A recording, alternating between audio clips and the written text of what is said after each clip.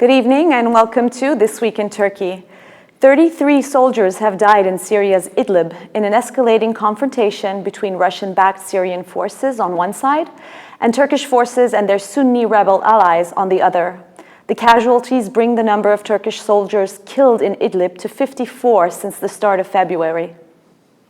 President Recep Tayyip Erdogan chaired an emergency security meeting late on February 27 to evaluate the latest developments in Idlib. The meeting, which lasted about 2 hours, was reportedly attended by ministers and military officials. Despite warnings after the first strike, the Syrian regime unfortunately continued its attacks, even targeting ambulances, Defense Minister Hulusi Akar said today, adding retaliatory attacks killed 309 regime troops. Russia said Ankara failed to inform it that Turkish troops were fighting alongside rebels in Idlib, commands denied by Turkey. Turkish soldiers who were in the battle formations of terrorist groups came under the fire of Syrian troops, Russia's defense ministry said in a statement. The deaths were the largest number of fatalities suffered by Turkey in a single day since it first intervened in Syria in 2016. In response, Turkey warned it will attack all known targets of the Syrian regime. Speaking after an emergency meeting of NATO ambassadors in Brussels, which was demanded by Turkey, NATO Secretary General Jens Stoltenberg said that the allies condemned the attack. Meanwhile, an unnamed Turkish official had told Reuters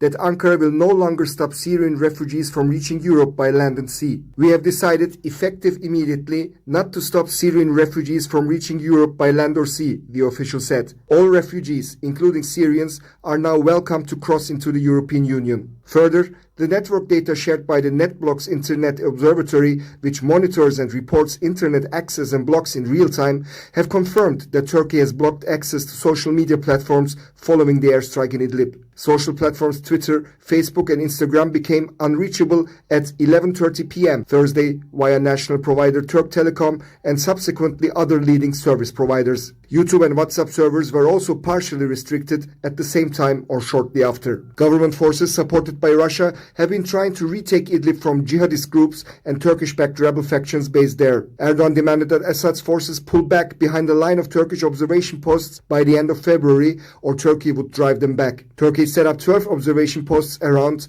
a de-escalation zone in Idlib under a 2017 agreement with Russia and Iran, but several now find themselves behind Syrian government front lines. A Russian delegation arrived in Turkey on February 26 to resume talks aimed at easing tensions in Idlib, but the talks have failed to result in any breakthrough. Today, President Erdogan and President Putin spoke on the phone to discuss the implementation of agreements on Idlib, Foreign Minister Sergei Lavrov said. The leaders also agreed to try to arrange a top-level meeting soon. This evening we have Yörük Işık in our studio. Mr. Işık is a geopolitical analyst and a Russian foreign policy specialist. Good evening, Mr. Işık. Thank you for joining us. Thanks for having me. So, as of last night, there have been 33 Turkish soldiers who have died in Idlib, and this happens at the same time that a Russian delegation was in Ankara in talks to kind of find a way to de-escalate the tensions in Idlib. At the same time, there is Erdogan's ultimatum relating to the retrieval of Syrian regime forces from the Turkish observation posts, which is tomorrow. So the tension is actually high. Has Erdogan's game of brinksmanship with Russia come to an end, do you think? Will Turkey have to step back, or will Russia and Turkey have finally faced each other and acknowledge it militarily? It's a difficult question, but I don't think it comes to an end yet. Russia and Turkey have been shadow boxing for a long time now on the Syrian theater. And it will, both parties cannot really stand back for different reasons, but there is no room for stand back. And there is, to add further to the problems, it seems like the agreement, the previously signed agreements are interpreted differently by different parties. But as you mentioned, there is not any Russian delegation. There is actually a very high-level Russian delegation in Ankara, including the Putin's special envoy to the Syria, Ambassador Lavrentiev, and deputy minister is there, including also the Russian ambassador to Ankara. So this is the delegation gets as high as you know. I mean, maybe only if Lavrov was there, it could have been higher than this. So there is also like as kind of ironically maybe at the same time Russia, although they chose this date before any of these events happened, yesterday and the day before they were by the Open Skies Treaty. There was an Open Skies Treaty flight over Turkish military installations. It was based from the Turkish Air Force Base in Eskişehir. And so like, because Russia and Turkey is, I think it's so many different levels of relations. When there's a crisis like this happens, it's like they have to compartmentalize their relation and in so many different ways, commerce or military.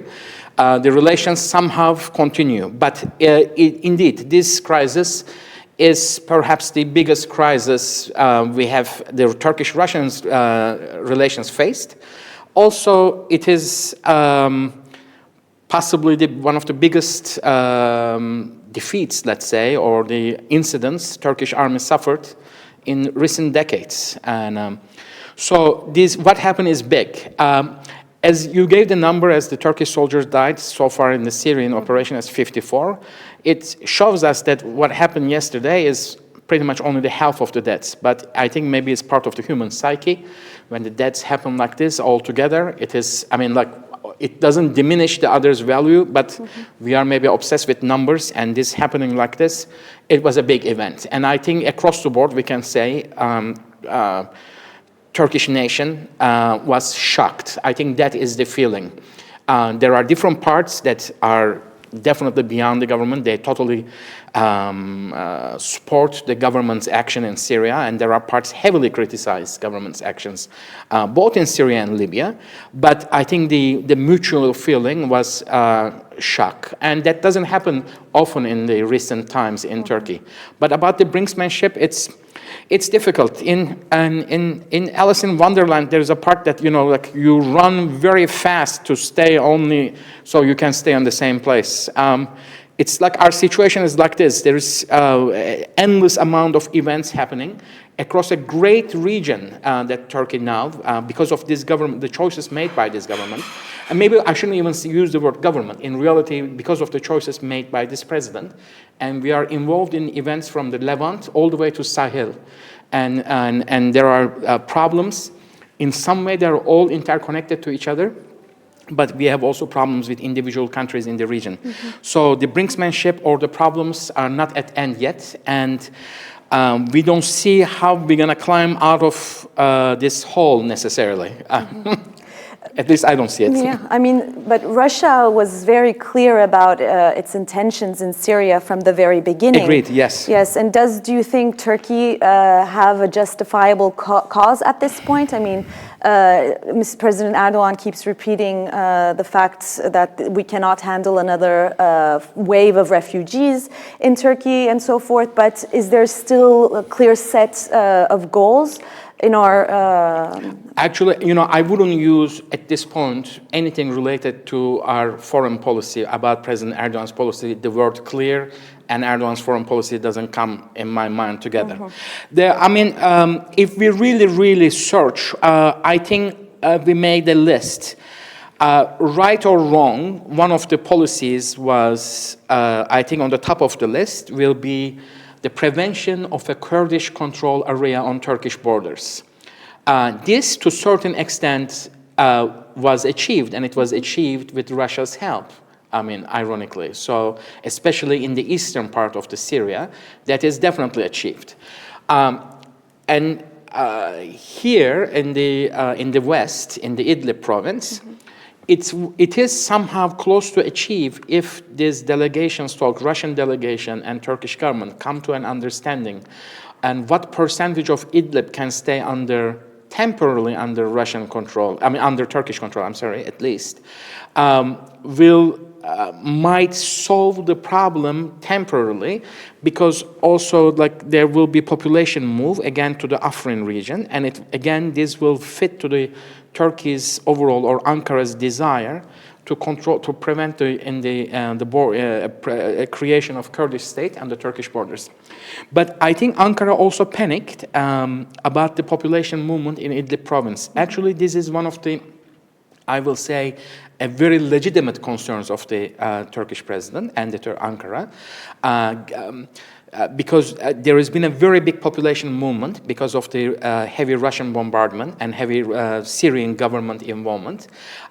In reality, I mean, the Syrian government is a weak government, and their military everything is necessarily, I mean, it's not maybe directly control everything by Russia, but they are in need of Russian help and Russian government weapons, and so they cannot operate if Russia didn't give them a green light. And so the population movement is a very legitimate concern, and I was personally very surprised and I'm surprised, let's say, only, that International Crisis Group issued a report at the beginning of the year about the top 10 crisis zones in the world, and Syria wasn't even in one of them. So, you know, it shows that, you know, Syria has the habit of it's coming back even if it doesn't make a list, because now, because of the actions that probably you will ask about this, that Turkey is possibly threatening Western Europe by not controlling any longer the migrant movement. This crisis is in such a way that you cannot just choose to stay away from it, even if you are in a more, you are not directly involved on the ground. The crisis somehow comes and finds you even in the safer grounds of Western Europe. Yes, I mean, indeed, Turkey was very fast to pull out the refugee card last night, as a matter of fact, after the attack in Idlib. And today, NATO did condemn the attack and, as a matter of fact, said something like it would support Turkey by augmenting its air defenses.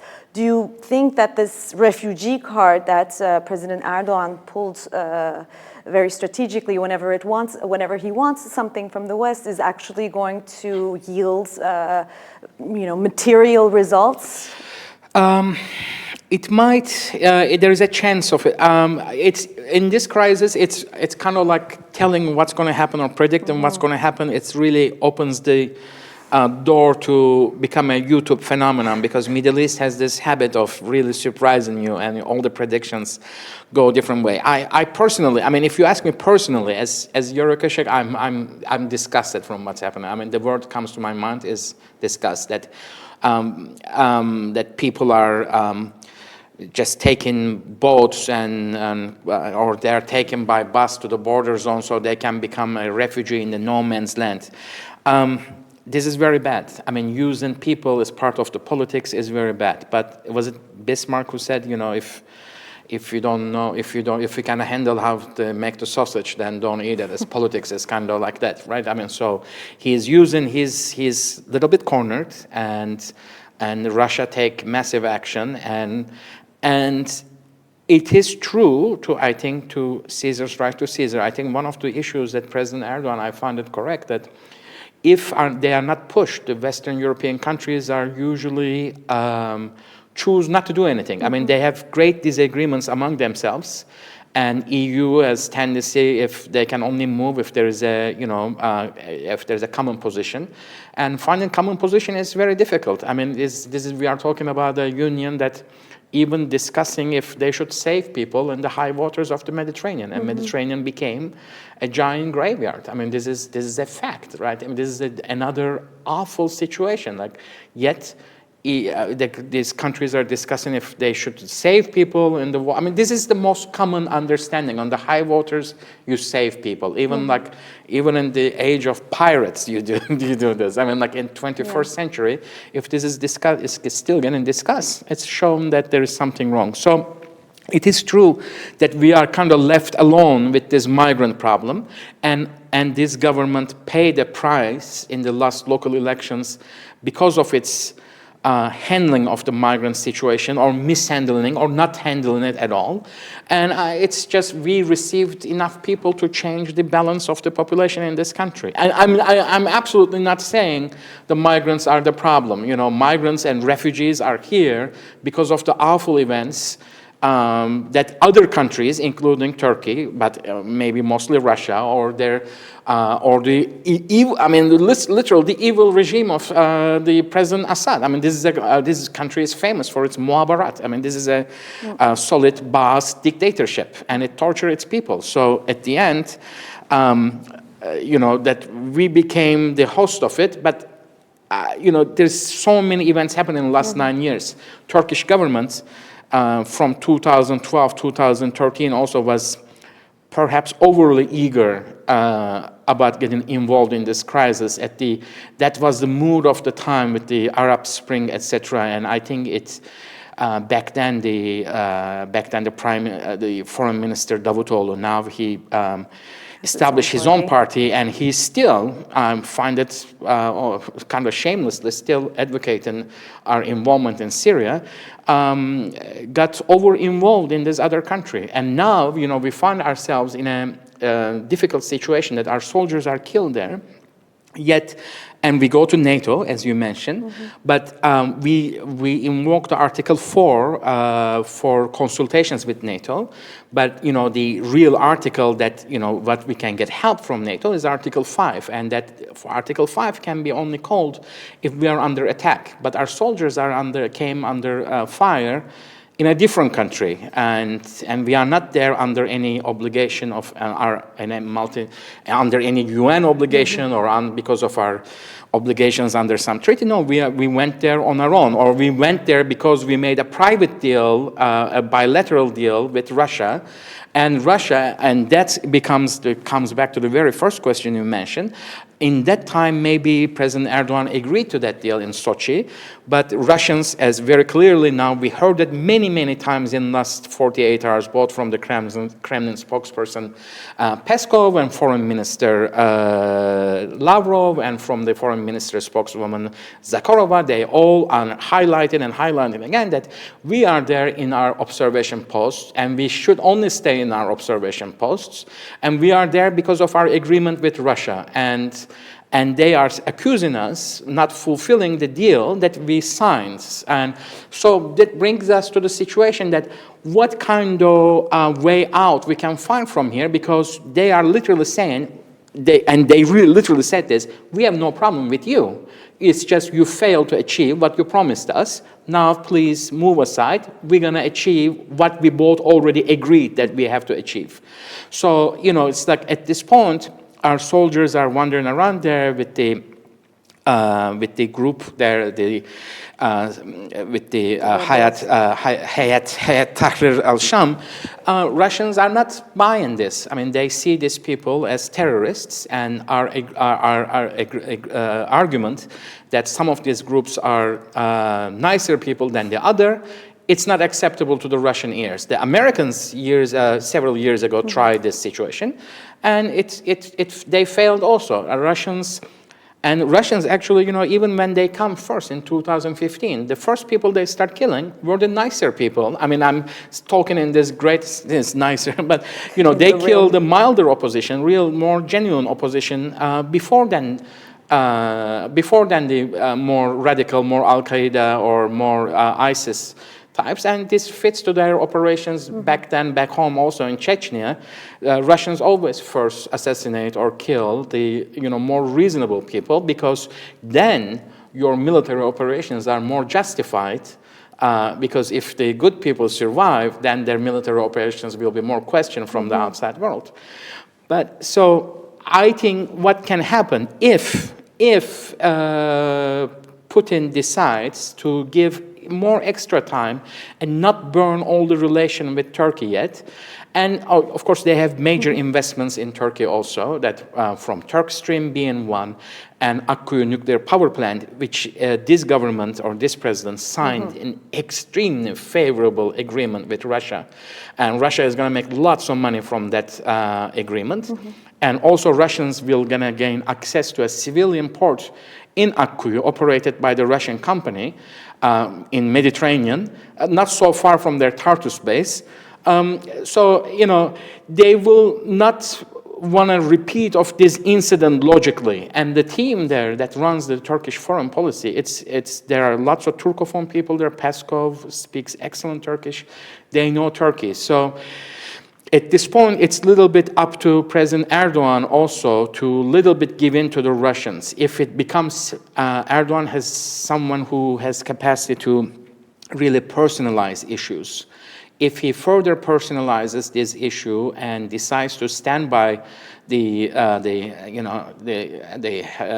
Hayat Tahrir Sham people, or there are many other groups there. That's so. But if we really stand by these people, the relation will not recover very quickly. So we are on the kind of edge of the abyss here, and it's hard to guess how we will proceed from here. Further talks between Putin and between two presidents is necessary, but even if that will happen, it's unknown. Today's phone call was a good start, but Ankara again overplayed its hand. It announced without really making sure this four-way talks with the Germans and French are coming. Russians were very quick to deny that. They said this is not necessary. The spokeswoman Maria Zakharova said, problem is between Turkey and Russia. Why we will bring German and French here? They are not even present on the ground. Then Ankara again jumped in and said, there will be an Astana process summit only maybe just between Turkey and Russia, and Peskov this time came and said, no, nothing is agreed on Putin. President Putin has other plans in those dates. There is no summit. So, these are communication mistakes by Ankara with a very serious player. And with last night also when there's the military attack happened and our soldiers died, people who shouldn't really make any announcements, like we don't hear necessarily from president or from chief of staff, but the AK Party spokesperson is speaking. AK Party spokesperson has nothing to do with what the attack happened yesterday. So Ankara needs to up its game on the communication front for sure. But the phone call today with Putin it's a good thing. We are looking for good things, so this is a good thing. Right after, just before our program started, maybe only 15, 20 minutes before, President Erdogan also talked with the President Trump. We hope that President Trump knew what he was talking about in that phone call, and we are not always so sure. But he said, there was a readout of the call issued by the White House. So he mentioned that the human suffering, the population suffering under Russian and Iranian attacks. So they, that we don't really mention Iran in Turkey, but they are present on the ground. They are fighting against us also. So Iran is there also. Yes. And so that's actually an important equation, but Americans show great attention to that. If I don't think United States will come militarily, and it's kind of like the situation developed in such a level. Anyone coming right now and has to deal with the Russian army on the ground. Like if United States cannot unilaterally declare no-fly zone, that means either Russians have to agree or they have to fight with Russians. Nobody really wants to fight with Russians in their right mind. Well, Mr. Işık, thank you so much for joining us this evening and evaluating these recent developments. Thank you. Associate Professor from Princeton University, Michael Reynolds, was the guest of Medyascope correspondent Murat Aksoy. He evaluated the recent developments in Syria and looked at from the U.S. perspective. The possibility of a clash again between Turkish and the Russian militaries is all too possible. I'm not going to say I'm going to predict that. I don't think either side wants that. But it's so complex in Syria that I don't think anyone can exclude that. Whether the two Turkish soldiers the other day had been killed. From some reports I saw it said there was Russian airstrikes that did it. And I'd seen other... there's so many actors inside of Syria.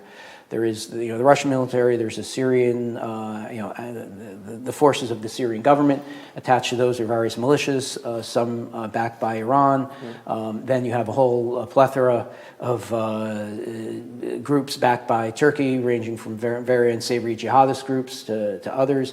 And all of these, one could imagine having a stake in wanting to provoke one side or the other. Anything, I think, could happen because, again, you have so many forces in close proximity to each other, in which one might also say the Americans being in there. When the Americans were on patrol not that long ago, there was some conflict with both Syrian armed forces, with Russians. I mean, all too easy to imagine some sort of collision on the road. Shooting could start. Two Turkish soldiers have been killed in Libya, the first casualties the nation has confirmed since it sent its troops there. Responding to a question from the press before heading to Azerbaijan on Tuesday, Erdogan said Turkey has suffered 2 losses in Libya, without giving further details. He also confirmed that members from the Syrian National Army, a Turkey-backed rebel group fighting against Assad's forces in northern Syria, were working with Turkish personnel in Libya. Our brothers who are with us in Syria see being there with us as an honor, President Erdogan said. Turkey supports the UN-recognized government of National Accord based in Tripoli and sent dozens of military training personnel after the 2 countries signed an agreement last year. The GNA has been under sustained attack for months from military commander Khalifa Haftar, whose rival Libyan National Army in the country's east is backed by the United Arab Emirates and Egypt. The People's Democratic Party held its 4th annual Congress on February 23 in the capital Ankara and elected its new co-chairs. During the Congress, lawmaker Mithat Sancar replaced Sezai Temelli as one of the co-chairs of the party. Sancar has been serving as an MP for the southeastern province of Mardin since 2015. Pervin Buldan was reselected as a co-chair for a 2nd term. Along with the co-chairs, party delegates also elected members for other bodies like the Party Assembly, the Central Discipline Board, and the 150-person Conciliation Board.